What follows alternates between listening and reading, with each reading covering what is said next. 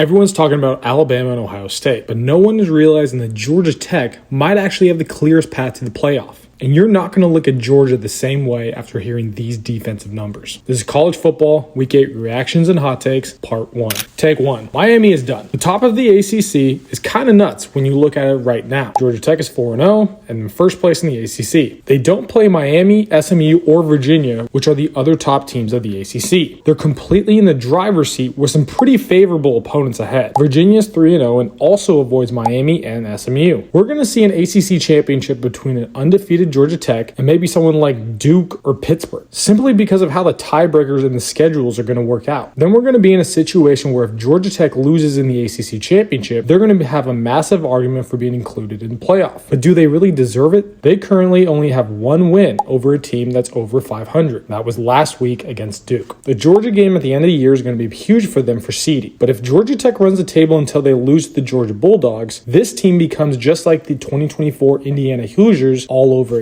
I have some thoughts on the Big 12 versus the ACC and how many teams each league should get in. That will be covered in Part 2 tomorrow. Take 2. Georgia's defense is nowhere near good enough to win a national championship. Georgia has allowed 41 points to Tennessee, 35 points to Ole Miss, and 24 points to Alabama. Now, those are obviously the best teams that they have played, but those caliber teams are going to be the teams they play in the playoff. According to PFF, they rank around 42 in EPA allowed on defense this season. And in 2024, they were around 30th national, surrendering just over 5 yards per play and 230 total yards per game. I think Ohio State is the only playoff team opponent that won't totally explode offensively against Georgia. And that's only because Ohio State plays at one of the slowest paces in the country. Their offense is still very much elite. This is no doubt a playoff team, and the offense is playing well. Gunnar Stockton is way better than I expected. But these issues need to be fixed on defense because they're allowing too many points and yards per play. That's going to kill their championship hopes. Before I give you my thoughts on Brian Kelly's job status at LSU, do me a solid, like and save this video. Take 3. Kelly should be done at LSU. He's had top-ranked transfer portal classes each of the years he's been there. LSU was rated the #1 transfer portal class by ESPN and 247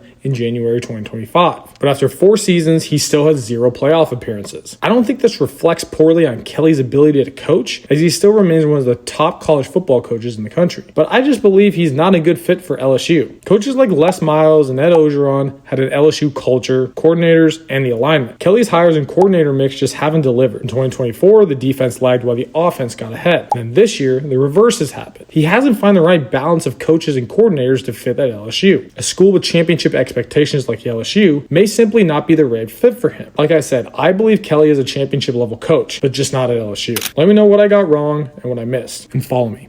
I post good sports content.